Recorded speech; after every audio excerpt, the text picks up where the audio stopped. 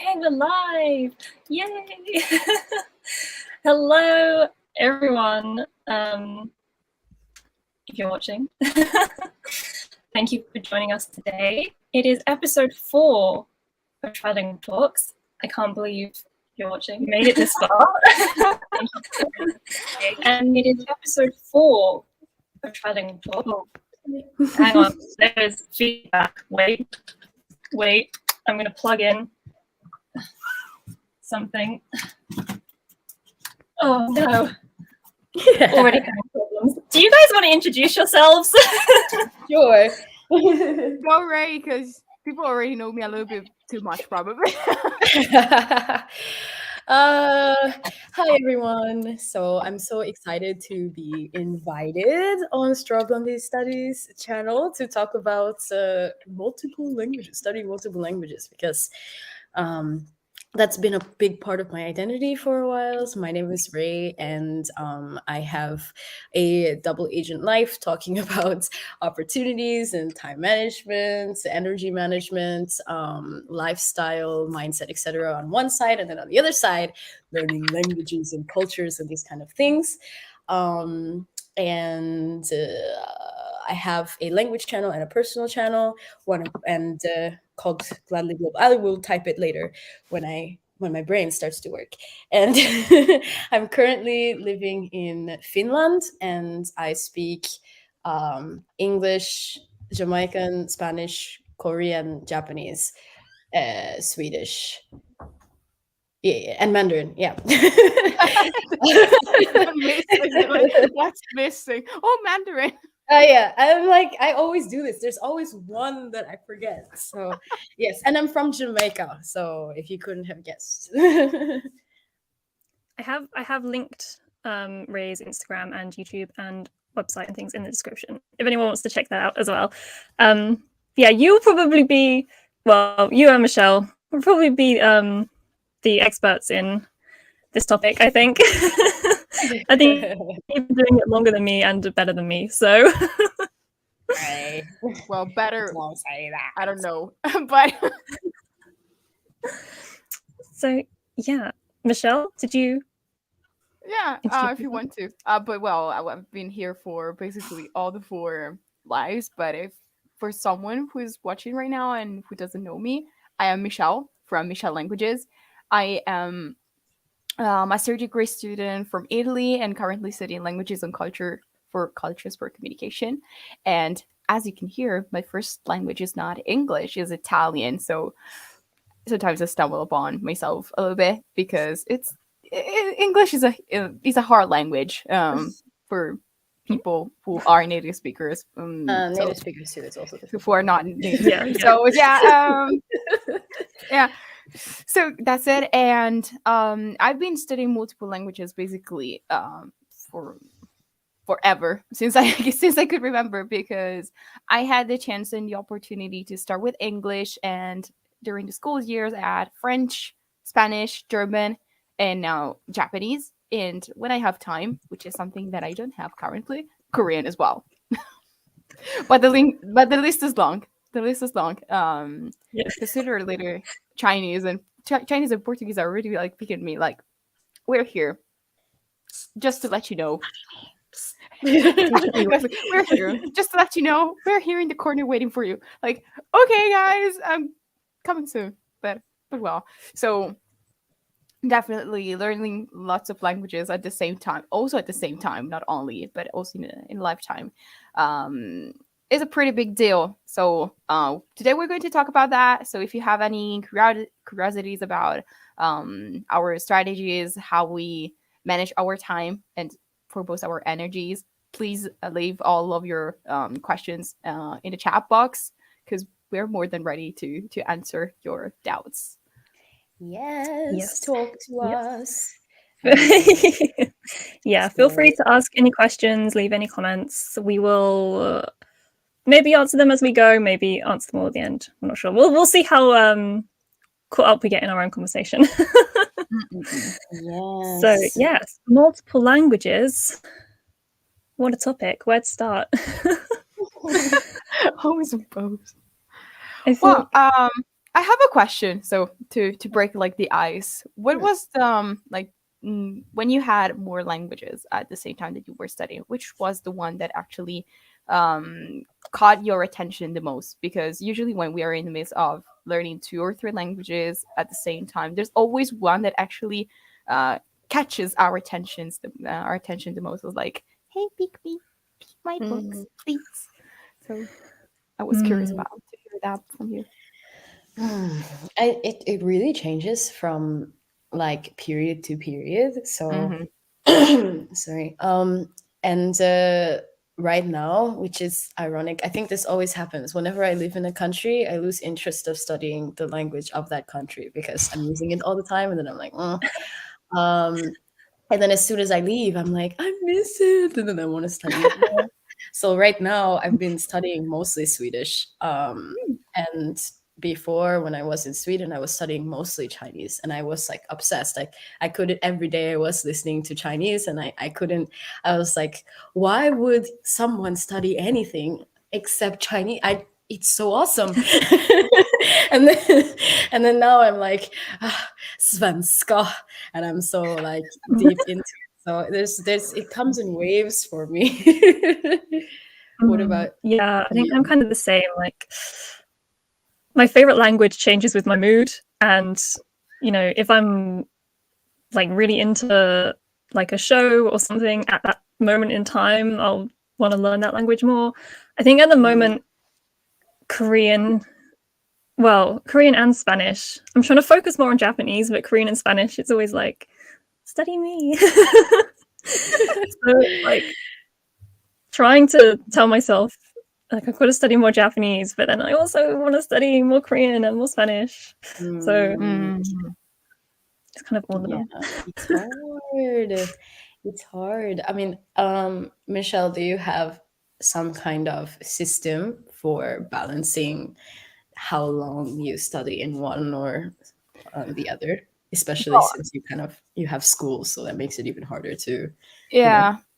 Well, at the moment, I think that I'm not really good at balancing the different languages that I'm studying, but because being the fact that it's final season and it's going to be Mm, my finals season, um, I decided to basically leave behind everything that is not related to uni course, especially Japanese, because English, uh, I use the language to learn something else, like communication theories. So mm, I don't really have to learn English. mm, But yeah, I'm just focusing on Japanese at the moment. In fact, I I miss Korean a lot, and I think that it shows it's shown in my routine because I rely a lot on passive resources like music, especially, um, and yeah, just looking up at lyrics sometimes, and I constantly find new words that are basically almost the same in Japanese, so I immediately connect the two mm, things. So I'm just so yeah, what I can tell is definitely prioritizing. And at the moment, I'm not really doing what I am supposed to do. So studying multiple languages, but it's just life, and sometimes you have to leave something behind. And another thing is that I wanted to, for example, study and pass for the JLPTN 2 level for December, but I had mm, to be realistic and step down. And so I will try for N3. But at the mm, moment, um, I just need to focus on the stuff that is required for my exam, which is not completely N3. The majority, yes. So there's some sort of overlapping, but especially when it comes to vocabulary, I really don't need to study that much, or at least the way I want to. So that's it. But back in the days when I was studying, for example, in high school, and I was studying English, French, and Spanish, so I would like to give you mm. a different perspective, and and also German as well. So I was just mixing and matching Oh my all these gosh. languages. Yeah, it was tough, but it came pretty natural, I would say, because thanks to the fact that I had homeworks, I could balance everything pretty well. So the fact that I was pressuring myself with, okay, I should do the homework to understand where, if there are problems or if I lack anything, that really made me understand that balancing is crucial. And dedicating around the same time, but it came pretty naturally because of homework. So I think that for someone who is studying a language by themselves, maybe doing this kind of things so giving yourself homework as well might be a good idea, or just a small goal. Like, for example, for this week for Spanish, I would like to read a short passage. For French, I would like to watch a couple of episodes of a series or learn stuff. So assigning small goals, which is basically the same as homework, might be a good idea, for example. And this is what I did basically my whole life.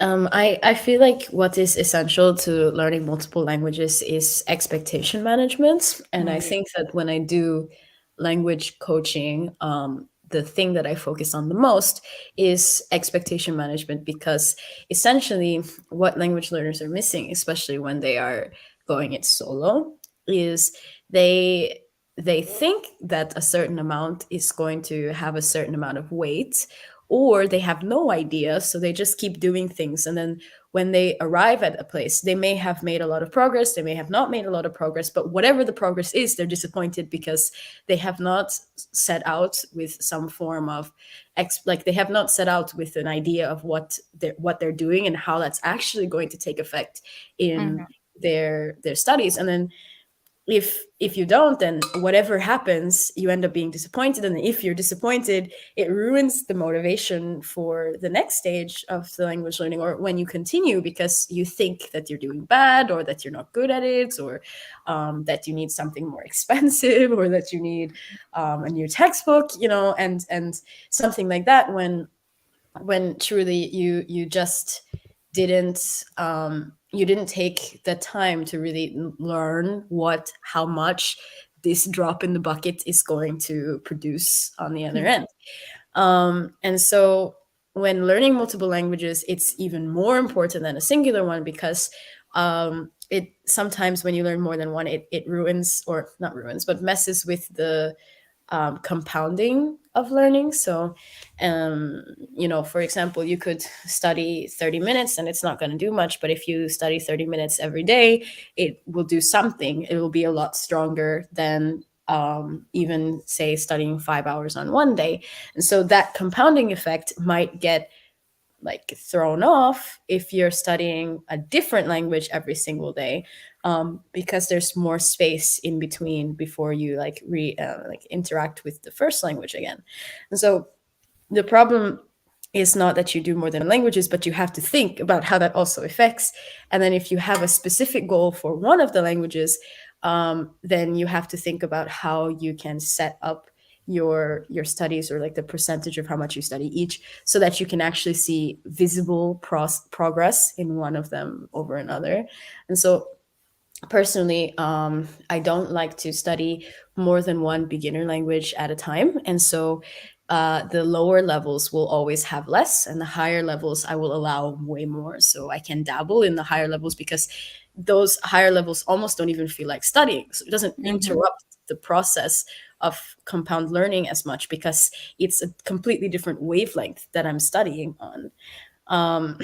But I try not to have 3 languages at the same level, because then not that you can't do that either, but you have to know that it's going to be a lot slower. And then the progress that you make may not be measurable at the time that you want it to be. So then you shouldn't get discouraged at that space, because you knew what you wanted to do in the first place, which is where Michelle's priorities come in. Yeah, I think we were kind of talking about that when we were talking about goals, trying to take on too much. And I think a lot of, especially younger people in the community I see on StudyGram, they're trying to learn 5 languages from scratch, and then they don't see any progress. And then they think, oh no, I'm not good at learning languages. And it's not that, it's that, if you take on too much, you're not going to have time to work on everything. And I recently decided that I'd take another break from Chinese, because I was I'm not giving myself the time to actually study it. So instead of just having it kind of looming over me, I was like, I'll just Mm. cut it out for now and then come back to it later. Mm. And it's kind of being flexible. You've got to be flexible with it as well. Like if something's not working, feeling free to change it. Like there's no shame in like dropping a language or pausing on a language or anything. Mhm. So I think it is important to kind of keep that in mind when you're, whether you're planning or in the process of studying or whatever. Like it's okay. It's okay to change things. Yeah, for sure. And I also think that probably a factor that is not really that much considered is also understanding the languages, like the effort that you have to put into the learning, because maybe you can pick up even a language that is similar to yours. Like for example, I use myself. I want to learn Portuguese and Korean, and I am both beginner at them.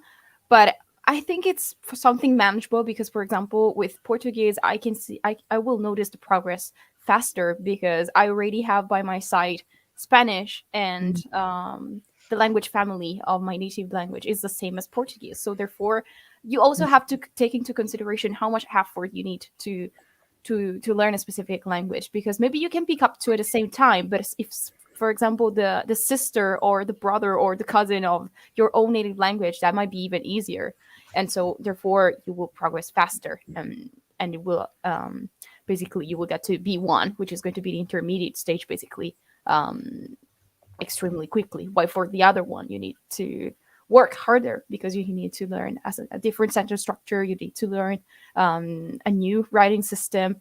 So also being conscious of what you need to learn that specific language is crucial, also to manage more languages at the same time. Yeah, it's essentially that's like knowing about the language. So this is also why I usually recommend a very slow entry into a language, because you kind of feel out things, you listen to stuff even without subtitles and just kind of vibe with how these people talk, and you babble after them, and you learn what the basic structure is, and then you learn the expectations of how the language, like what it really is, and then you can have a much better picture of how you have to attack this language in a heavier space without having to figure that out at the same time of expecting yourself to learn a lot. So when I start a new language, I usually take like half a year just to vibe with it.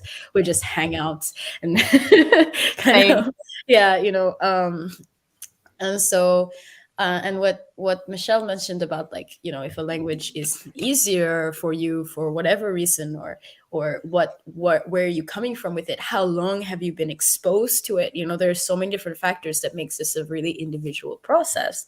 And so when you think about like the way that I was saying, for me, how I don't like to have so many languages that are fresh at the same time, but it's not, like the definition of fresh can change. So like when Michelle was like, well, Spanish and Portuguese, it's kind of, similar to my language, that means that she's not starting from zero. So actually her ability to deal with Portuguese and Spanish and then say Japanese at the same time is going to be very different from if someone is trying to pick up 3 Asian languages at the same time. And so the capacities of those languages is important for you to figure out. Like with Swedish, it's not that the grammar and the words and all of these things would be that difficult for me, because it's relatively similar to English because it comes from the same Germanic family. Maybe not as similar as Portuguese and Italian, or French and Italian, for example, but still, it is not as foreign to me. I won't have to, for example, learn new ways to phrase things so much. Like the word order is relatively similar. There is a flow to speaking that almost all European languages share as well. Like, for example, expression of sarcasm and like reading emotions, which is very not talked about as often as it should be. But that's extremely different from, say, Mandarin or Japanese and English, where it's you have to actually learn a whole nother brain to process it. So when I did Swedish, my biggest concern was actually pronunciation. So I spent a load of time on that, even though I didn't know a lot of information yet. And a lot of people would have looked at that and maybe been like, but why did you do that? Why didn't you buy a textbook first and start going through A1, A2? Well, it's because I understood the challenge in front of me, and I'm actually taking it more efficiently and not just doing something that seems like the thing to do, Yeah. Mm-hmm. Yeah. So I want to ask you guys, do you have like a set schedule, I guess? Do you like study certain languages at certain times during the week or during the day or whatever? Or do you just kind of do it when you feel like it? I'm more of I used to be one. I used to be a habit planner. I used to, but now I just go with the flow because I learned that languages shouldn't be a task. Just because they're a hobby doesn't mean that I have, or a passion, because doesn't mean that I have to be constant, present, and pressure myself that much. Because consistency, if there's passion and there's the desire to grab your books or maybe do some other activities, comes natural. And so for at least this is how it works for me. So I have this constant urge to hear, especially language, more than to read. I would say so. Comes really natural to me to expose myself to some sort of learning or at least study moment, even if it's just watching a video but paying attention to the subtitles to check out the words, or maybe for example, for Korean, I hear words that are similar to Japanese, and so I try and associate the meaning. So that's studying as well, because for example, the other day I learned the word tombu, which is basically zenbu. I'm like, okay, so is this how it works? So I used to be a habit planner, not anymore. So I can't add for you. So now you know Chinese one too, which is 全部, right? So now you know the full set. Great. Now Chinese is looking at me even more like. Yes. Because I have ADHD, if I tell myself to study for a certain amount of time at a certain time of the day, I won't do it. I will literally see it and do the exact opposite thing. So it doesn't make sense that I do that. But I have a set amount of time that I want to study for. So I have a minimum time that I study every day. So my technique is more that I want to study every day a little bit, just because that habit is very important to me, because if I don't have that, then I will blink and 2 weeks have gone by. So something that a neurotypical person would benefit from is saying like, okay, every Wednesday I'm going to do this. But for a neurodivergent person, Wednesday coming feels too fluid with the rest of time. So having a set time every week is actually kind of difficult. It depends on how the rest of your schedule goes, but especially for me, who doesn't have a traditional job where it's not clear that the time kind of just flows for me, I have to really more think about how much time I'm spending. So I do everything in like hours, and I think about how many minutes it takes me to do something. And so and then at the beginning of the day, I will like take a minute to think about how many other responsibilities I have. Then if I have less responsibility, I will add time onto my my base language time, so which is usually half an hour. And then if I have more time in the day, I will extend that half an hour longer beforehand, or if I just get in the zone, and then that becomes like a long study session as well. But the goal is to do at least half an hour a day.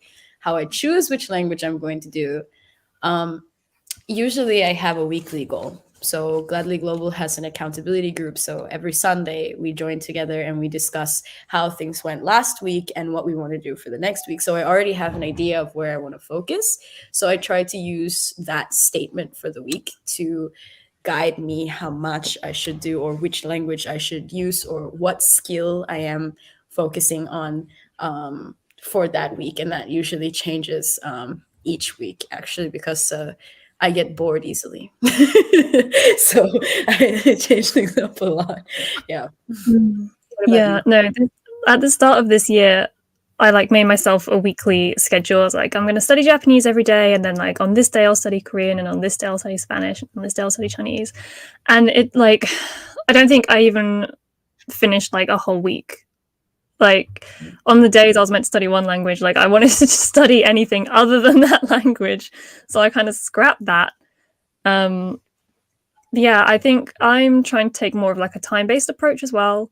So I'm at the moment I'm going to try and aim for like May. I'm going to try and aim for like 2 hours of Japanese every day, and then maybe like an hour of another language, depending on like what I've got going on, and then do it that way. Because if I say like I have to study at this time on this day, I'm just not. I just don't want to do it. Yeah. So but then I'll catch up another day if I'm like really in the mood to study whatever language. Like I could study it for like 2 or 3 hours, so it balances out eventually. It's just not very structured, I guess. Yeah, we've been getting comments from people about study plans. I think we're very anti-study plan. Yeah, I mean, if we redefined what a study plan is, and like we said in the beginning, expectation management is so important. So that should be your plan, essentially. Like, what kind of things should I be doing? How are those things going to contribute to the skills that I want to see in a certain period, like 3 months or 6 months or something like that? And then how much time can I commit in order to make that happen? And that's your plan. So it's almost like a vision board sort of plan, except with statements and analysis on a lazy level. And then when you look at that, then you can kind of go forward. And so Lauren is saying, I really struggle with study plans. I study very willy-nilly and whenever I feel like it, and that they would kill their motivation, and that's like and they say also, my plan is just to learn Korean. And so of course that's fine too, as long as you don't get upset at yourself, right? As long as you don't have like a negative reaction to how much you progress, then you should never shame yourself or force yourself to do something that you want. If you're just enjoying it completely as a hobby, then you don't need a plan at all. I think the reason why the plan is important is just that I know so many people who will be like, but I studied Korean for a year and I can't speak Korean, I must be stupid. And it's like, no. No. Stop. Yeah. Yeah, because I mean, a lot of us, I think actually most of us on StudyGram are studying, at least some languages purely for our own amusement, like not for grades or work or anything like that. I mean, obviously people take proficiency exams and things like that, but that's more so for ourselves. And I think, yeah, don't be so hard on yourself, because even if you just know like one more word than you did yesterday, like that's something to be proud of. And obviously, not every day is going to be the same, because life like if the last 2 years have taught us anything, it's that shit happens. So don't, if you make yourself a schedule and you like can't stick to it for like whatever reason, then there's no shame in that. Just doing what you can is enough. Yeah. Definitely. Yeah. Abby, poor Abby, doing her dissertation. I'm with you, Abby. I'm with you. No. Yeah. You do have to prioritize, and I feel a lot of us are studying languages for fun, and there's no shame in having to prioritize. Like when I was still doing uni during term time, like I hardly studied. Well, I didn't study nearly as much as I wanted to. Yeah. It's But- like you commit to the language, and like, for example, if your plan is no plan, just commit to that, and then know that if you have some progress or no progress right now, and then a lot of progress like a few months from now, then whatever happens is totally fine, because you already committed to no plan anyway. So you know it's going to be up and down, and then eventually you'll get at a space that you're happy with. Because if you want to get serious, then when you're ready to get serious, you get serious. And then if you do want to see results in a short time, then that's the time to start thinking about the plan and doing those kind of things. Right. So it's just, don't go into a heavy plan and then expect something completely, like say you go really heavy into a textbook and then you go, why can't I speak? Well, because you didn't practice speaking, or you go really heavy into speaking and you go, why does my handwriting look like a kindergartner? We always focus on what we haven't done, and that's ridiculous. Plan or don't plan, but don't tie results onto something that you didn't set out to do in the first place. Yeah, you summed up basically my situation, because even if I study and work with languages, because they were part of my curriculum at uni, I just wanted to focus on my GLPT studies, but then this is not compatible with the schedule that I need to work on. So no goals until June, which is going to be like the moment in which I will just have to focus on my dissertation, but I have to deliver in September, so I have time for that. And I can also make time for languages as well. Even just 1 hour a day, for example, because I'm pretty lucky and I can do that. So right now my goal is not having goals. And I have to say that I'm doing pretty fine, because yes, I'm focusing on Japanese work for university, but I'm still advancing and I'm still enjoying the language without pressuring myself. And also with expectations and goals. What it has been really helping me is also keeping track of what I did of my study sessions. So like, for example, today I did vocabulary revise through a flashcard, maybe the other day just journal aloud. I don't know, I watched a couple of videos without subtitles. That helps me also with motivation. So even when I don't have goals, just keeping track of what I did is like, well, at the end of the week, I did a lot. Yeah. And I didn't plan anything, so it just came pretty natural. I just wanted to seek a moment for myself with languages, and so definitely also journaling, even just a small entry about what you did, can also be crucial with the motivation. Because I saw Lauren comment about, I feel like it kills my motivation.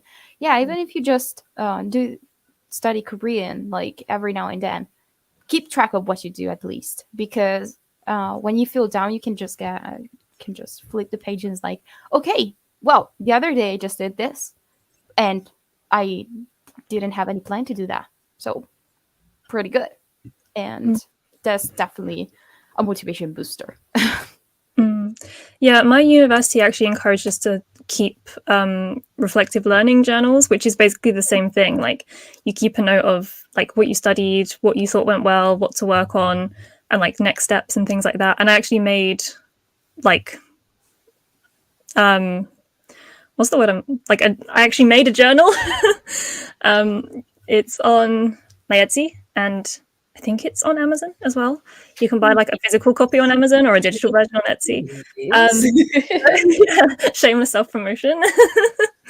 But it's the same thing. Like, if I'm having like a good week, I can make a note of it, and then the next week, if it's not such a good week, I can look back and I can be like, well, I did so much last week.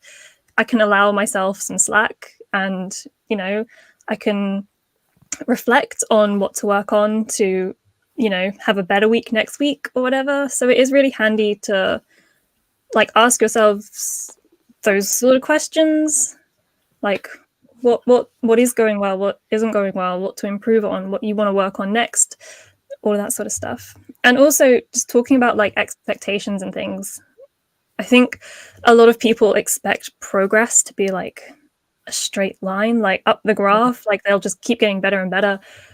But oftentimes it's not like that at all. Like if I think about how many times like I've gone back to the very beginning of learning like Japanese and Korean, like my graph would be like all like this because it's just like all over the place. But yeah, but it's the natural journey. It's not always like this. It's not even like this, like constantly. It's not even like this, like really sharp. Yeah, it's also like we have It's like- different things in our lives, you know. People, you think we spend so much time going, how long did you take to learn this language? And it's kind of it's a bad way to ask that question. Like I don't like a lot of the common questions that we ask because it shows that our mindset or like where we're focusing on with language learning is very far from what's actually important. And so it's more important, or I would say like how much core time did you dedicate to a language, for example? Like if when I say Japanese, I have been speaking and practicing Japanese for over 10 years now, maybe almost 11, but I only studied Japanese for 5 years, right? And so like like very heavily, and that's important because also you want to talk about that. Like for example, if you take a break, you're studying Korean, you take a break every whatever amount of time, even if you're, you know, how you did it is it if you say 3 years, if you say 5 years, if you say 10 years, you still don't know anything. Like you still have zero idea about how much time this person spent on Korean and what that would mean for you. It's a very like useless question. And so that journey to like it all depends. For example, during Corona, when I had nothing else to do, I just did Swedish and well, and maybe and taught lessons, but really my whole free time and I was at school and stuff was Swedish because I couldn't go anywhere. Didn't have anything going on in my life. It was like that's it. And so guess what? I had a very progress with Swedish, Yeah. you know, that was very clear, straight up line that has never happened before because I have never been in a situation where I have nothing to do except study languages. And so the thing is you have to think about it as if you have other things going on in your life, and we don't tend to. Like if you ask someone, okay, if you spend 3 months studying this language, you'll be able to do this. Oh, yeah, but 3 months, how much time do you actually have in 3 months to dedicate? Probably 1 hour, like a week. You know, it's even that sometimes something happens in 2 weeks you can study, you know. And also you have to take into consideration where are you, because if you even during the pandemic and if you live, for example, like you were living in Sweden, of course, even just turning on the TV you could hear Swedish all the time. Or maybe if you have maybe, for example, you were saying that you studied Japanese really core studies for 5 years, which is basically my same amount of time because it has been my university. But the way we approach the language and the fact that you also had the chance to go to Japan and live there is completely different. So same amount of time, a complete different stories and complete different backgrounds. So this means that, of course, our levels are different, even though we basically study for the same amount of time. So that's why we always say that each journey is unique, because what another person lived is different from what you might live even in your whole lifetime. Yeah. So there are so many factors that you have to take into consideration, and that's why comparison, also with multiple languages, not only a single one, is definitely something that we should completely erase from our mindset and how we approach language learning as a community. So it's good to compare yourself to the extent of, okay, maybe I can try what she did to see if something works for me. So to experiment it, to take that as a reference, but not as your main goal. And, oh, I have to be this good. But allow yourself to experiment with what other people did, for example. Yeah. I just wanted to mention that so on Gladly Global, my language channel, we do something like Trylingual Talks every month as well. And the last topic was specifically about how to learn from other people without just copying them. So we spent an hour and a half literally just talking about that, because it can be so tempting to compare yourself, and comparison is the thief of happiness, friends. Do not do it. It's just, it's not, makes no sense. And like I said, when you ask those questions, we complain so much about, I learned Chinese in 1 month videos, but yet everyone is still clicking on them. I am so lost as to why you were clicking. It's not interesting, guys. It's not useful.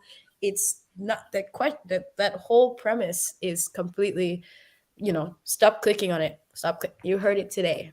I told you You're putting a ban on those videos. Yeah, definitely. You tempt people to make videos like that. They're just clickbaiting and stop, because at the end of the day, they just show how they have just learned, like, say, the basics, like introducing themselves, and it's something that you can even do in a couple of weeks if you can, or maybe even less. But yeah, it's just a title that is based on marketing stuff, so don't even click about them. And I learned a lot, and I learned it the hard way, to not compare myself. So, and this is from the experience of someone that is really competitive. Like the certification guarantee, like an ex-competitive student. Don't do that. The For your mental state. The only comparisons you should make is to yourself, to see the progress you've made. If you look, say you've been learning a language for 6 months, and you look back to how much you learned in your first week compared to how much you know now, like, that's, it's going to show you how much you're capable of, how far you've come, and that's all good. But other people who learn a language for 6 months might know more, or they might know less, so it's not really worth comparing to other people, because they're not you. So it's kind of like, it's not going to be helpful. No. It's not helpful. Like, I just don't even get it. Yeah. Yeah. Lauren wrote a very interesting comment, and she was telling, I feel like the static room community has shifted into a bit of a competition sometimes. It seems to be to not be about just simply learning a language anymore. And I agree with that. I have to say that I agree.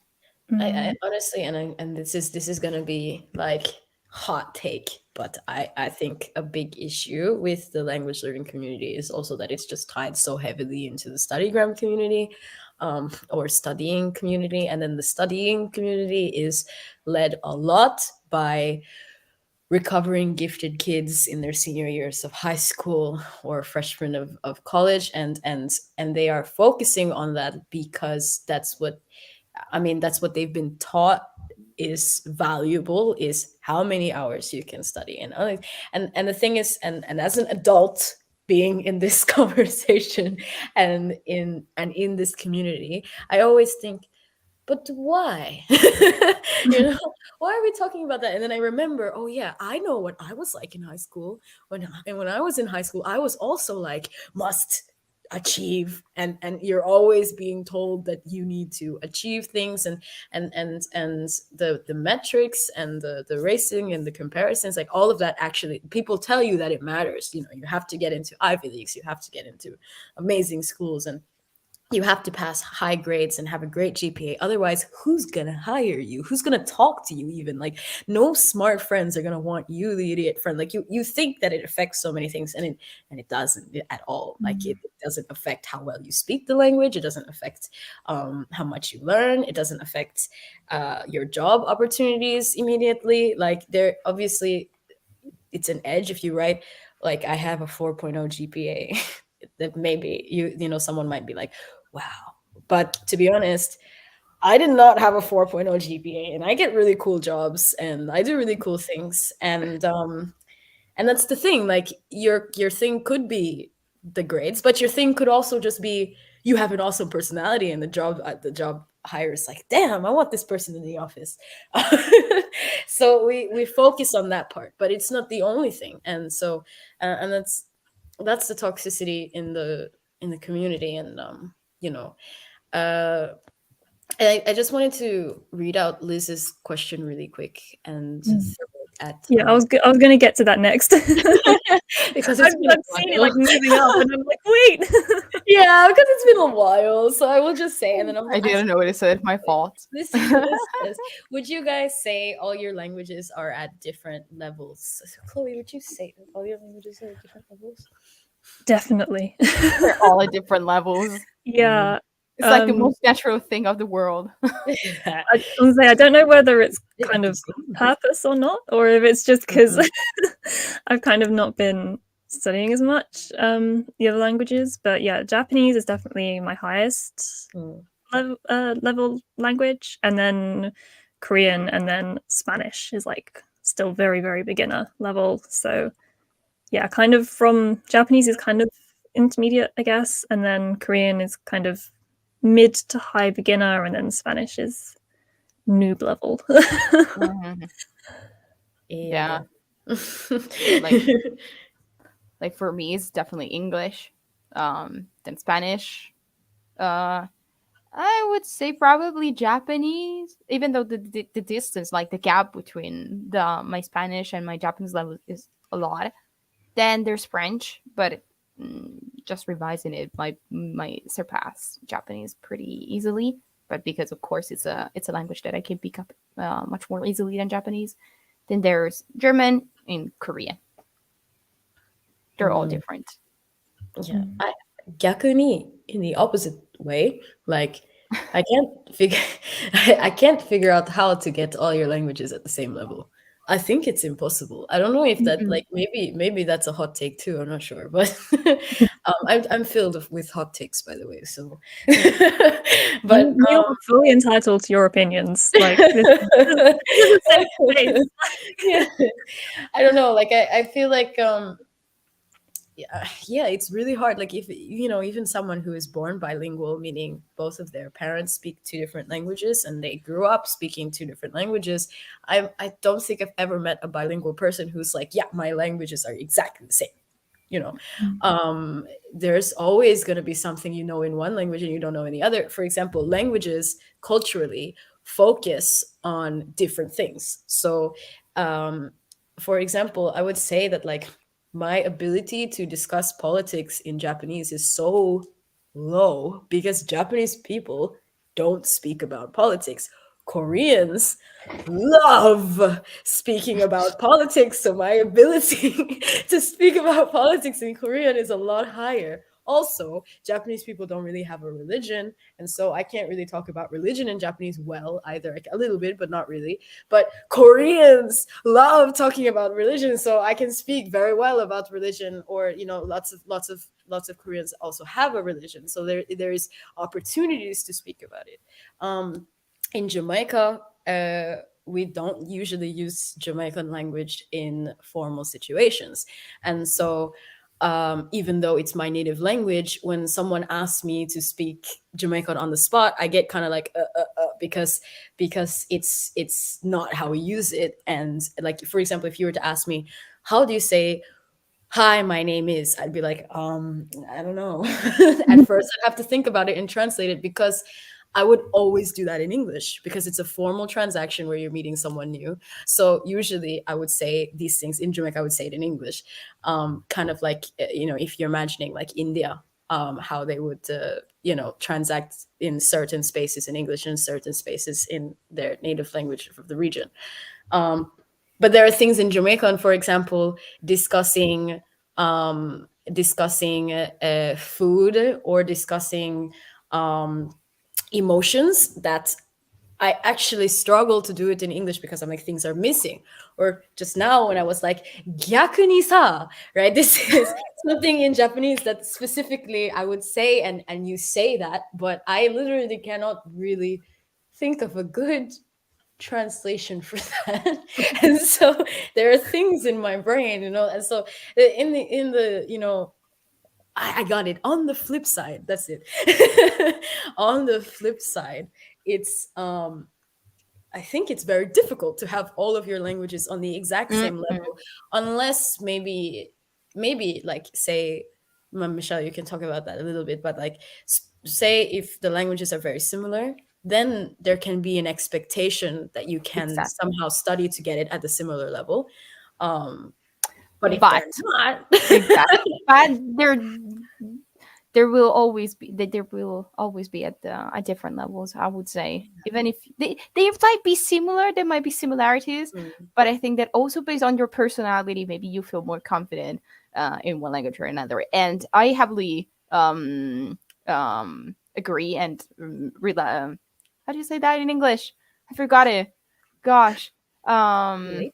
Well, I feel your situation because with Jamaican Creole and English, because it's a little bit different as they're not official languages. But for example, when I have to express strong emotions, for me, it's easier to use my native dialect, like the dialect that is spoken in my area. And so therefore, sometimes I speak I speak Italian with a very strong dialect connotation.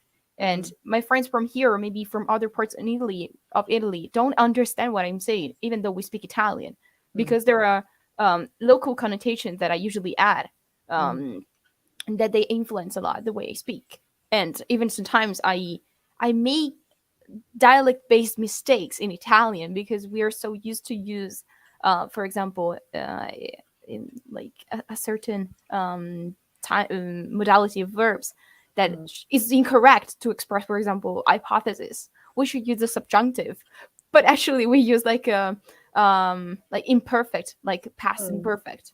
I definitely translate. It's not correct translation, but it doesn't exist in English. So for someone who speaks a little bit of Italian or maybe Spanish might understand. And so everything's heavily influenced as well. And it's difficult on the spot to sometimes use all these different languages. So therefore, all the different languages are at different levels for sure. Yeah. I hate being asked that question. What level are you in? I'm like, listen, it depends on what we're talking about. Like, hey. Yeah, Like levels in reading and speaking are two very different things. Yeah, for example, I'm most definitely C1 in speaking Swedish. I am most definitely not C1 in reading Swedish, even though I passed the exam. I doubt their judgment, honestly. like I'm C1 at speaking English, even though I stumble upon myself a lot because I tend to be heavily insecure. But my writing, for example, is not really that much C1. I would say it's a B2 plus because I don't like writing. Or even if you ask me about the subject, like if we're talking about languages, I'm C1 in all of my languages. I can talk to you about language learning, linguistics until kingdom come in any language that I know. If you ask me about anything else, this is different. Different. I know. I'll say we do have another comment from Lauren going back to competition and comparing yourself. It can be easy to not post your failures and mistakes online and only post your accomplishments, so it can make people feel rubbish when someone seems to be doing better than you.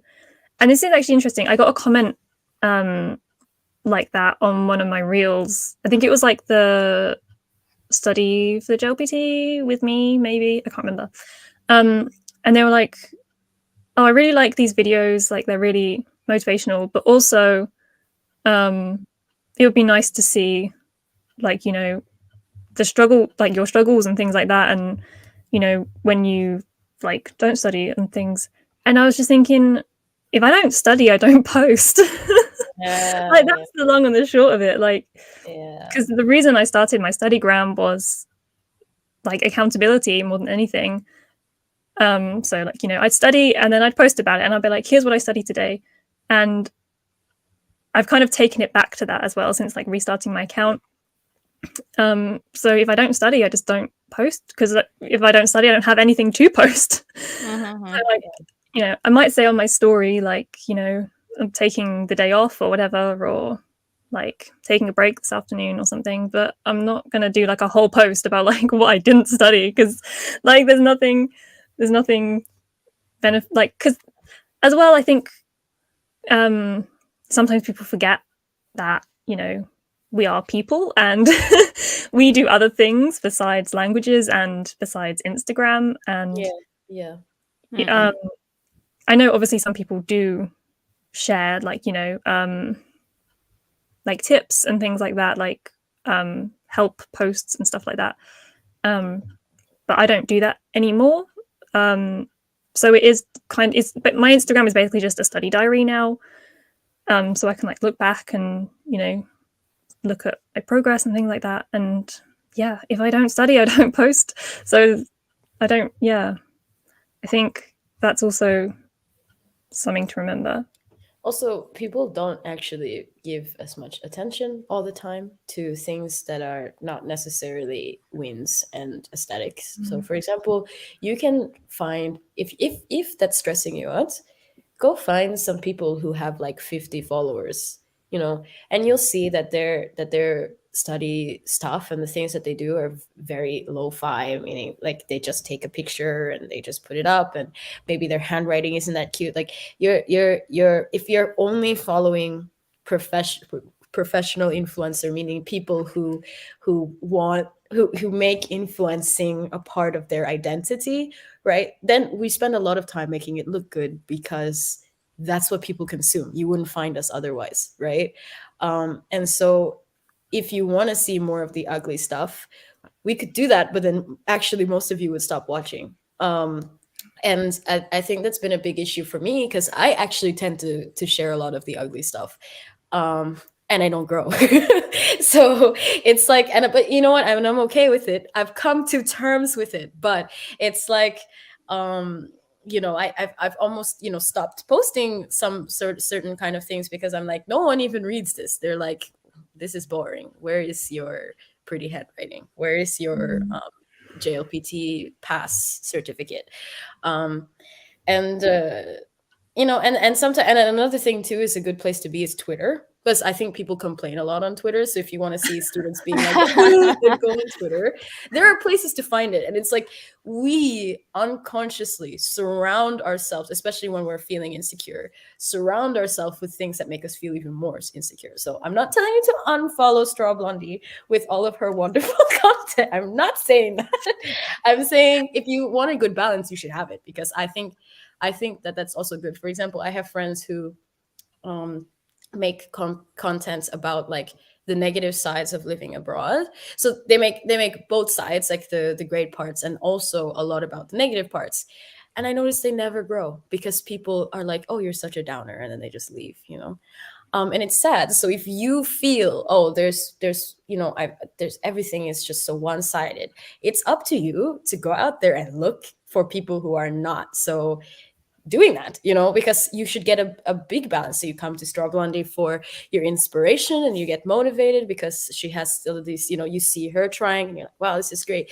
And then you follow someone else who also talks about these, these things and these pitfalls, and you go, oh, that's good. That makes me feel good. That makes me feel seen. So you have to mix, because the thing is too, that especially Instagram, if we're talking Instagram only the algorithm only returns to people who do the same thing all the time, which means if we went from doing if we had our brand is good stuff, then the brand is good stuff. We can't do everything. So you have to find people who are taking different angles, if that makes sense. It's also up to you to have a great internet community that you surround yourself with.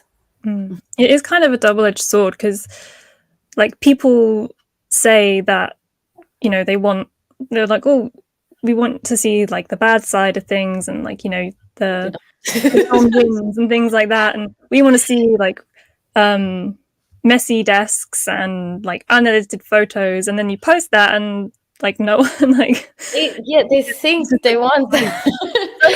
Exactly, this is exactly what I mean. I always try and be honest. Like I never purposefully try to make things look better than they are.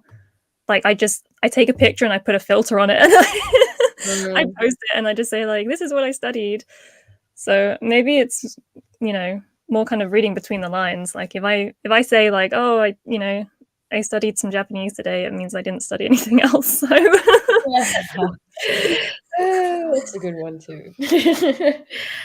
um, but yeah, I really think, and I also think that that would be something healthier for the community anyway. If you say to yourself, for every aesthetic textbook girl that you follow, you should follow someone who is not that, and so that you have even, because I remember back in the time when we were doing Black Lives Matter, if, for example, I realized that like literally 60% of the people that I followed on my studygram were like white Americans, because they have a certain aesthetic that I like. And so it's not a bad thing or anything. It's just that if you're not conscious, you end up filling your community with a lot of the same. So if you want to consciously filling it with something else, then that's really great, and you'll actually end up supporting someone who isn't as often supported, um, and who does something very different. So even, I also post aesthetic things, so this is this is just a statement, but I try to follow, like I follow a couple of people that are like 100 followers, 300 followers, 500 followers, and they post not so aesthetic content, or they just post as they're posting, and maybe they post stuff that's languages and also not languages, and then I'm like, this is nice every once in a while. And then I also follow all of the people who are like hardcore language influenced, and I'm like, yeah, this is nice too. So we've had a couple more comments. Got Abby again. I feel like my account is literally a how not to study account because I seem to only post my mistakes. Baby. And it's even better. Abby. Well, now you know you need Don't to be follow thinking Abby. like that. Now you know you need to follow Abby so that you have a balance. Yeah, We everyone found one. follow Abby. Abby. Drop your Instagram, please. Abby, not Barbie, on Instagram. Everyone, don't follow her. See, we've already taken one step. Yeah. Sorry, wait. I'm gonna run to the bathroom while you read this next comment. I'll be right Okay. back. Okay. We have, yes. This might be a big question. What is a proper way to start learning a language so that ends up with a really good result afterwards and leads to language mastery? That's like how to answer that question. this is like the question, like where's the like the holy grail? Like we don't know. We're trying to look for that, with our own journey as well. But so, yeah, I think it is a lot. I think a lot of us as well, this is going back to like appearances on social media, a lot of us are still figuring it out. I think that everyone's figuring out, because even with every single new language is a complete new mystery and is a complete new journey. So there is actually no proper way. There is no sets. There are no set rules. Maybe there are habits, there are some tricks that you might implement, but there is not an official proper way. And I think that this is something that comes up really frequently in the community, and probably is also a failure for some language influencers, and speaking also from my side, to convey this message. I always say there is no proper way, because the journey is yours, depends on your background, depends on how much time you have, depends on a trillion factors that come into place. So there is no proper way, unfortunately, to say it really, really briefly. And if you want to talk about how you could find your own proper way, we could talk about this for hours. Yeah. We're talking about QC land, right? Yeah. Yeah. Like definitely there are ways and methods and toolboxes, and there is probably a way that you can start and continue and be a master. But as Michelle said, it's different for everyone. And so you have not submitted enough details for us to answer that question. And in fact, like, that's my entire job. I've taught languages now for 8 years almost, and I've learned myself that's not including my native language, so 5 languages, right? And there is method to the madness. So there are ways and things that help, but it really depends on the person. So for example, a lot of the things that work for me, I am a very particular person. In fact, I'm very, like, on average, there's like a few archetypes of people, and the way that you think and the way that you learn, learner types, as well as like personality that affects it. There's a bunch of different things, but in those archetypes, I'm like the smallest archetype. Like it's not so common. So even if I was to tell you exactly how I did it, it might not help you at all. And so a lot of my, a lot of people come to me because I have experience learning languages. But actually, as a language coach and a professional, a lot of the things that I tell you to do are not things that I would ever do. Depending on the person and depending on the way that you learn and the way that you function. So and some teachers also coach, because what is the difference between coaching and teaching?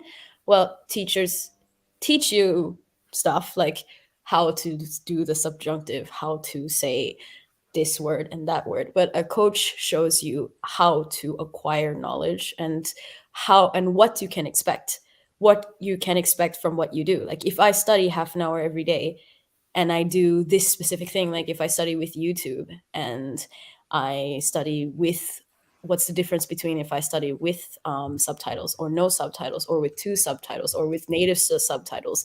What's going to happen at the end of the week if I do that? It's my job to know what's going to happen. And so, long story short, it's impossible to answer that question generally. Yeah. Mm. Not impossible to find a way that's right for you. Mm. They did also ask, has any one of you tried learning a Slavic language? No. I have not. No. No. Is that no? Although I did go to Poland this year, so I have the experience of visiting Poland. But I have this year? Yeah, this year. Maybe. Yes, this year. I think so. I think so. think- It could have been I this think year. It could have been last year, honestly. But I've been to Poland and it was cool. I went to Krakow and Warsaw, and I'm very, like, I also have friends that speak English with strong Polish influence. Actually, I used to work for a Polish company too, now that I think about it, in Japan. Uh, but I learned a lot about the structure of the Slavic, or of that particular Slavic language, because of the fact of how they speak in English. So like I know, like when I hear the repeated mistakes, I'm like, ew. So this is how that works. Slavic language, but I studied myself. No. So one thing I did want to talk about this episode is methods. I don't know if there's any sort of other official methods, but do you guys, well, I think I know Michelle does. Do you guys language ladder?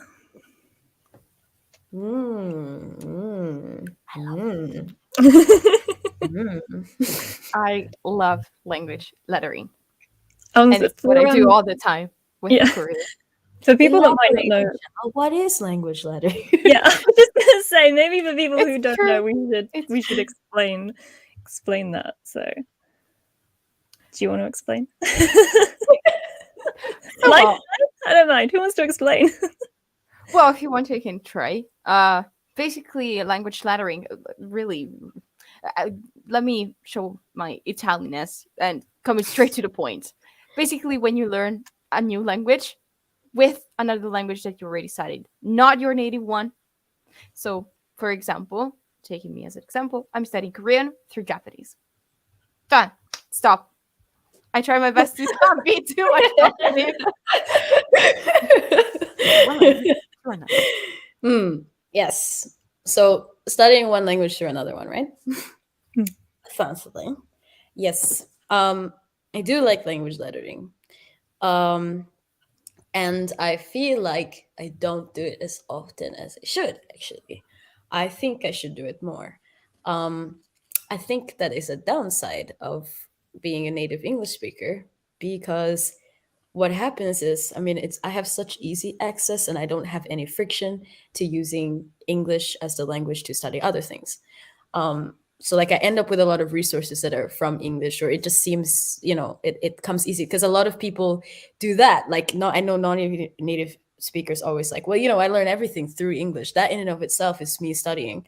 And I was like, yeah, I should do that too. But it's much harder to find resources in other languages. Although, for example, like Michelle mentioned, Japanese, Korean through Japanese is a great one because they're more similar. And you can find those because lots of Koreans study Japanese and vice versa. I do have one textbook that is Chinese but in Korean. But yeah, again, like I have to kind of be there to find these resources. I don't order halfway across the world books because I travel too much. That's a good But point. but if you look at my notes, I do haphazardly write in different languages, which is kind of flattering. Like I can show you. 1 second. So this is my when I'm with my friends notes about Finnish. So it says Finnish skit, which means shit in Swedish. So Finnish skit, and then it's Mikka toijan, which means what is this? So I wrote in Korean Igeboya. Toi to I heard is like a northern dialect, so I was like, yeah, I wrote that in Korean too. But then the next one I wrote in English, and then the last one I translated to Japanese. And so I really mix languages when I study and I make notes. I think it also throws off my brain and forces my brain to focus on the target language because that's the only thing consistent. So if I write all the translations in English, my eyes are like, hi, English. I Yeah. understand you. So I was I've been using a Japanese textbook for like reviewing Korean, and I went back yesterday and started like actually making notes.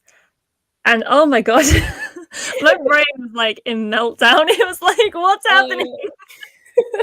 It was really struggling. But yeah, I like language lettering a lot. The only thing is for me personally is that it has to like make sense. So like Korean and Japanese make sense because like the sentence structures are similar and there's often similar words and use of particles and all of that stuff. But then with like Chinese, like the sentence structure is more similar to English, and with like pinyin, it kind of makes more sense to me, like thinking of it in English rather than trying to like taking like Japanese pronunciation or something and trying to figure it out that way. And the same with Spanish, like it's more similar Spanish, to English you should than study through English. Japanese or Korean. So I was like, yeah, no, I'll do that through English. But then from there, like because I do plan on studying more European languages and things in the future, so if there's some that are similar to Spanish as well, I might learn those through Spanish instead of through English or whatever. So it's kind of building it up, and I guess kind of working backwards as well. Yeah. Like if there's certain languages you want to learn, like thinking of them in relation to each other, and you can figure out which one to learn first and then move up from there. Oh, that is such a polyglot thing to say. Like, Yeah. well, you know what? I do plan on learning all of these, so I should start with this because this one is gonna let me study the other one. Exactly. Well, my situation is different, for example, from yours, because for me English is my second language, and it's my second language because I learn it, and it's the one I'm most fluent with, but I learn it. So should I say that basically I do language lettering all the time? You do. This is what you do. No, you do. Because but because I'm so used to use it that, and I actually sometimes I use more English than Italian during my daily life. It happens. There are days it which happens. And so sometimes I don't think that for me using English is language lettering, because I feel that confident to say, okay, my English is not perfect, but I can definitely express myself clearly, almost perfectly. Well, at least people can understand me. So that's the point. And I can understand everything that I read, that I listen to. But I definitely noticed a huge improvement when I started using resources, for example, for Japanese. And sometimes I also include stuff for Korean as well when using English, because of course the availability of these resources in Italian, and I did a whole post about that like yesterday, is completely different, especially back in the days like 2010-ish. It was almost, there was anything, there was nothing basically in Italian. So I decided to use whatever I could find in Italian, and then okay, now I can become more confident and start using English to improve in everything else. But for example, I have just bought 2 grammar books, one for French and one for Spanish, because I want to pick them up again, and I have the possibility to be constant with them through the linguist dojo. And But I decided to go with with a grammar with exercises written in Italian for French, because of course there are many amazing books that were written in English, but the sense of using another language that doesn't have the same verb modalities when I have my native one that is basically the same. So yeah, I decided to go backward and go back to the origins and use Italian again. But for Spanish, I'm just using Spanish because I'm more confident and I can just basically When you use Spanish. pass the need for laddering, yeah, I agree. This Yeah, it's like completely messy. Like my brain just basically goes from Italian to English and then Spanish and then Japanese and then Korean and goes back again to everything. It's good. It's actually something that when you're in the midst of it and it's part of your life, you don't even notice it. It's just in this moment when you actually stop and reflect, maybe on your own or maybe with friends, like we're doing right now. Like my mom would have gone crazy to just think about what I'm doing with languages, like just combining all of them at the same time. And in fact, there's a joke in my family, and they always say like, "How do you say this in Italian?" Because sometimes I just I forget vocabulary words in Italian, and it comes natural to use English sometimes. And so my dad jokes a lot around that.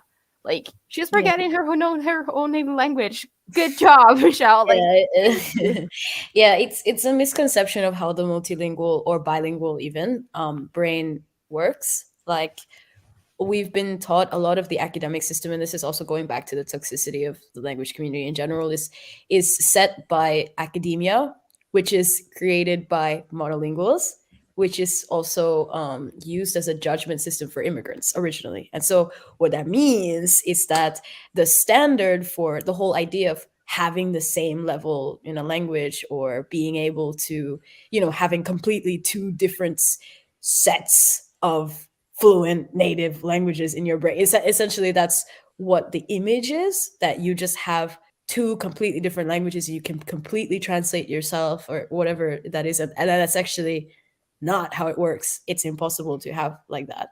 And so that concept is still very prevalent and still very wrong. So the multilingual brain naturally switches in and out of languages, and the space where you store vocabulary long term is one big space. There is no separation in your brain, so it's impossible to ask your brain to only think of one. And how we actually pull it out is connections. So for example, if your connection is deeper with a specific word, like when I talked about gyakuni, or meaning on the other hand, how many times do I say on the flip side, on the other hand? I do not say these things that often in English. It's not a go-to phrase for me. But like Japanese, it's very go-to phrase. Like gyakuni ne? Oh, gyakuni san? It's something you say all the time. So I have a stronger connection with that then I do the English version, and so the Japanese version will come first. Also, sorry, I have to say this golden hour is hitting through my window, and I'm loving it. Yeah, I thought I was like, but did I apply any filter? Because they're Oh, I glowing. am. I am using a filter from the beginning, but the Okay. sun is adding to the filter.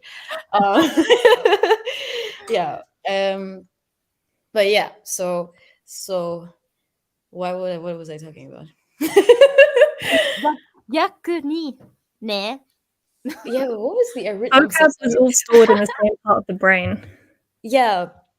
Right. So the way that the multilingual brain works is actually different from the way that we talk about languages in general, and how we ask questions and how we discuss them. And so, like Michelle was saying, like, oh, the English is my second, but it doesn't feel like my second. And really, it's like, now you are bilingual. Even then, using English in that specific context is you like doing that and laddering, because you are now like creating this language space through English, which, even if you're really great at English, doesn't mean you necessarily have, right? And Q Zealand also said the same thing. Like, yes, sometimes I use English resources for other languages based on availability, even though it's not my native language, which is so impressive. Hats off to everyone doing that. Like, I honestly, I'm annoyed that sometimes I love that English is my native language, but also it's annoying because, like, you can't escape English. You can't escape it. So even if I want to, I can't escape. It's everywhere. Yeah, I know what you mean. Right? It's like, what if I don't want to speak English for, like, say, if I decided I don't want to speak English for the year so that I can focus on using the other languages that I know? It would be impossible. Everybody would be like, friends, we need to speak. Hello. I can't talk with foreigners that I don't know. I can't go online, and I can't study other, because everything is in English. Yeah. So we do have some a few more comments and questions, and we have been talking for an hour and 20 minutes. So I think if we answer these, and then if there's any other questions, you can send them in, and then we'll wrap it up, I think, because I'm starting to get very hungry. So we do have a question about vocabulary. What do you do to learn vocab? Anyone want to take that one? Because my method is very boring. I hate learning vocabulary. But I mostly use immersion tactics. So for the majority, especially for the lower levels, I think the higher that I get, and this is again the opposite from what most people tend to do, but the higher I get is the more I run out of the higher level. I mean, I get is the more I run out of new words in natural resources. So I have to actually, and even if I do find new words, they're scarce. So you won't memorize them easily just by seeing it a bunch of times, because they don't appear so frequently.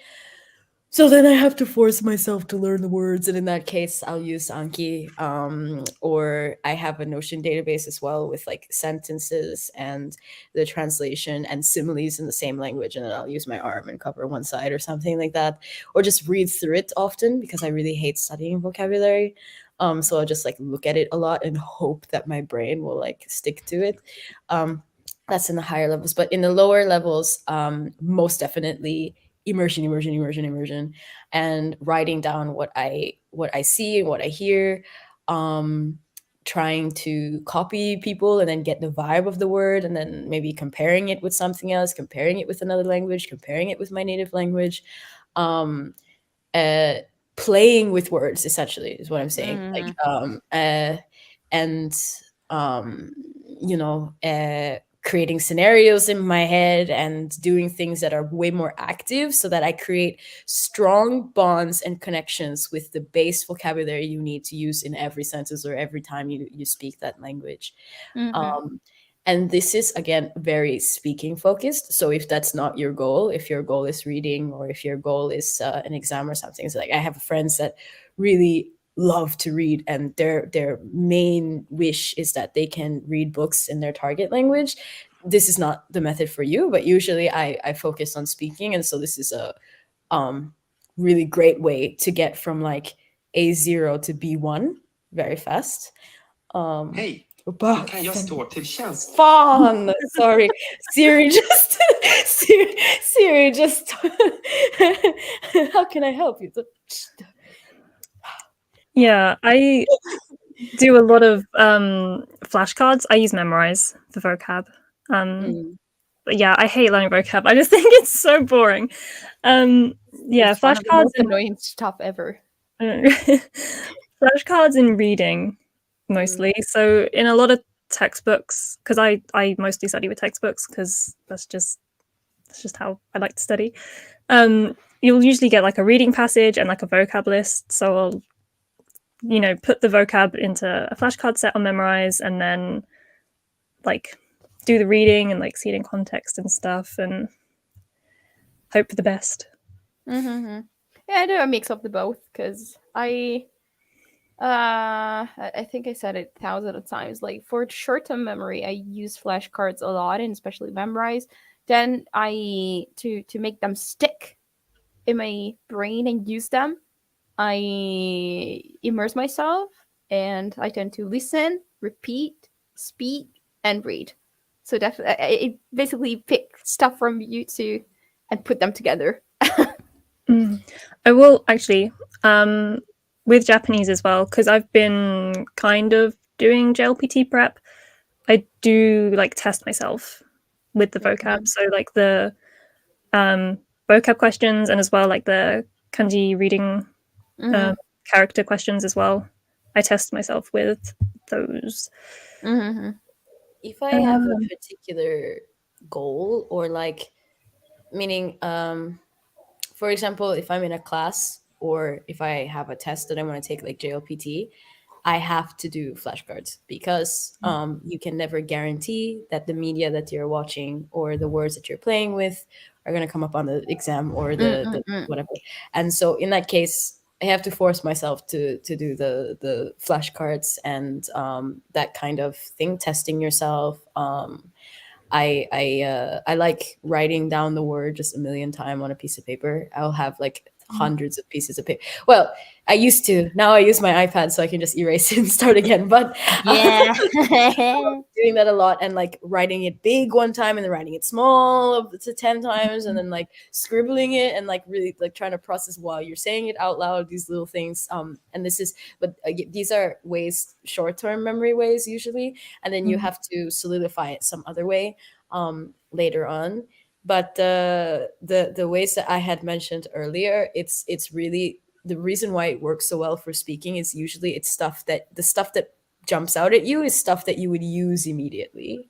And so you're building a usable vocabulary, but usually that usable vocabulary has nothing to do with what people test.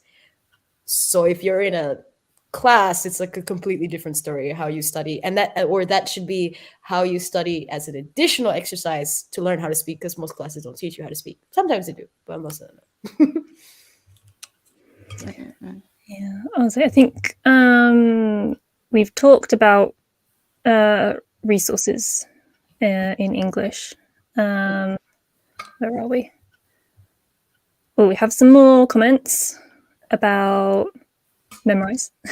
I can't keep up with Memrise or any type of SRS. The number of reviews get out of hand in no time. I had 3,000 reviews to be done one day before I stopped using Memrise. Yeah, no, that's that's the problem I'm having now.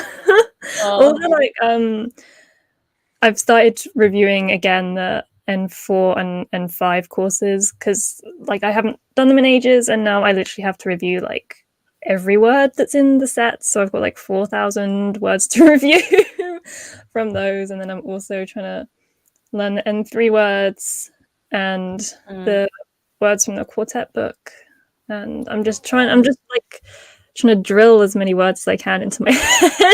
Yeah, the secret to not fall behind with this kind of systems is to make them part of your routine and try your best to be consistent. Like, for example, I try and do at least 20 minutes on Memrise every day, because over there I have the flashcards with the vocabulary that I have to learn for the exam.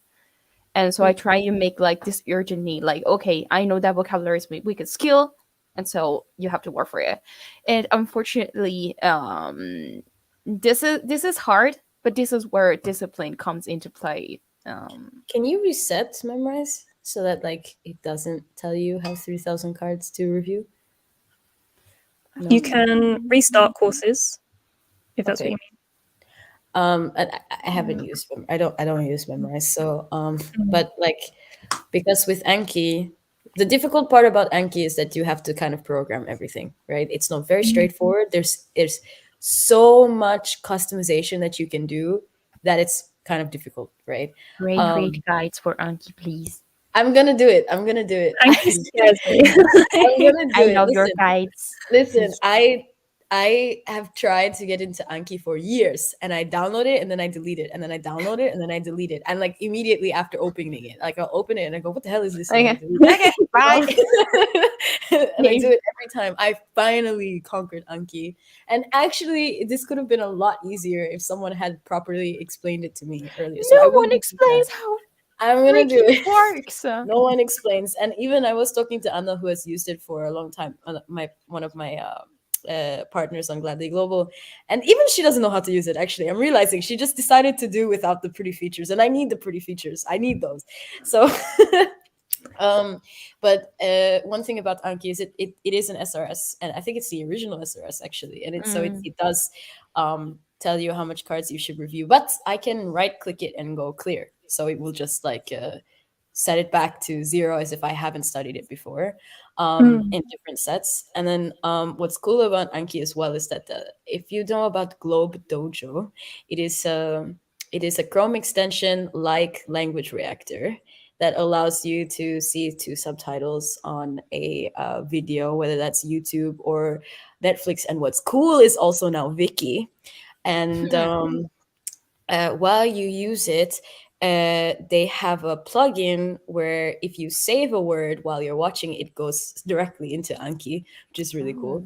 And I also programmed my Anki to automatically fill in furigana, meaning like the character translations for kanji and for Chinese as well. If I type in the Chinese characters, it automatically gives me the pinyin and the translation. So there is a lot of space for Anki to work for you. So I wouldn't give up on SRS yet. Just say to yourself, one day I'm gonna have to conquer this, and follow me on Gladly Global or on Instagram. This is shameless vlogs, because I will be doing a tutorial, because literally it has taken me years to finally figure it out, and now I know how to use it. So if you want to, once you set it up, like once you figure out how to set it up, because setting up is really difficult, and you might spend like a month making it how you want for different, especially if you study multiple languages, because now my Chinese system is perfect, but now I have to go back and make my Japanese system, because because I want the cards to be a little bit different for each, like I need each language needs different things in the flashcard. But once you set it up, it's done, and then it will be straightforward after that. Yeah. So it's like creating your personal system for life, language support for life. Yeah. They do also say, I feel that it isn't worth it. One could be caught in hours and hours of reviewing, and unfortunately most of the times reviewing individual words and not sentences. I think if you're done with a set, you can delete it. Like, you don't have to keep reviewing. Like, I probably don't need to review all the M5 words, but I want to, so I am. But if you're done, you can move on. You don't have to keep reviewing. If it's not helpful to you, you don't have to review it. And also, yeah, with the individual words, you can do... Is there like a word limit on Memrise? I think you can do sentences, but that is also why I do reading as well. Like, they go hand in hand for me. So I can see it in context and how it's used, and like if it conjugates funny or something, like I can see that when I'm reading, and then I can just focus on like learning the meaning or the Yeah. like the reading of the characters or something. Yeah, Yeah. for me, for example, like trying to put it into flashcard sentences is completely useless because I prefer encounter the words and have maybe have it some other way, because the thing is that with flashcards, especially when you put them into this kind of softwares, is that you have to memorize and write it completely, and it doesn't really make any sense for me to learn by heart um, a complete sentence. I prefer to learn the word and encounter it somehow, like through reading or listening, because otherwise it doesn't make any sense for me. And this is why Anki's kind of nice, because like it doesn't tell you right or wrong, right? So meaning you just press enter and then it will show the answer. You are the So one who judges yourself. right. So what that means is that if you can put in something similar, or so for example, in the beginning, all of my cards had a fill-in box, like where you would type it. And at first that gave me anxiety because I'm like, no, but what if this is the first time I'm going through these words? I only want to see like the two sides, like how I used to do it in Quizlet. And then I realized, because there's no like, it doesn't come up and say wrong or something like that and then make you study it again. You get to decide how well you remembered that word, that I could even just press enter and it doesn't matter. Like I don't have to fill out anything, but it still prompts me to actually try to remember the whole word. So I was like, actually, that's quite powerful. As well as I don't do this, but I have a friend, like especially if you get to an advanced level. So what they do instead is they just have a word, and then the answer is a sentence. So in other words, when they see the word, they try to remember, what does this word mean? And if they don't know what the word is, it gives a sentence so that she can guess what the word is based on the sentence and the context, instead of giving a translation, for example. So it really, instead of thinking that SRS is not for you, maybe what you're saying is essentially that this memorized system is not necessarily for you, and that you need something way more customized in a way that works for your specific needs. And that does not necessarily mean Anki either. It could be something else, some other kind of app. It could be physically made flashcards, like going back to elementary school for me, which works, right?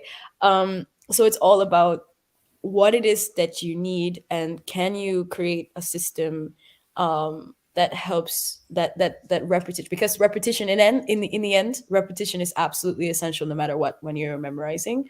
So as some people even just do pictures, kind of like the Rosetta Stone does a lot of like pictures and words, right? So depending on the level and what you need, you can find an SRS system for you. Yeah. So yeah, if memorize isn't your vibe, there is probably another system available somewhere. Yeah, I don't think we've missed any comments or questions. I think we've answered everyone's questions. And at 1 hour 38 minutes. That's probably what I want to talk about. Me too. I think everyone said their piece. Any closing statements? The key Great hot to take. language learning, the key to language learning is expectation management plus consistency, basically. So if you are making steps towards those two things, and review. So 3 things: expectation management. What did I say? Revision and consistency. Yeah. Expectation management, consistency, and then revision. Because when a system is not working for you, or even small tweaks might make it better for you, or you're getting bored and you need to do something else because your brain also blocks off when things are a little bit the same. Those are the main things, especially when trying to figure out how to learn multiple languages. So time management may be important, but it's still all at the at the mercy of those 3 things. So if you spend time creating a plan or a concept, an idea of how you want to think about these 3 things, you're good. You're set. You can study languages. That's my takeaway from today's talk. Yes, valuable information. So yeah, thank you to everyone for watching. Thank you for sending in questions and comments. And thank you to Ray for joining us. It's been so much fun. Thank you for inviting me. I'm so happy to come.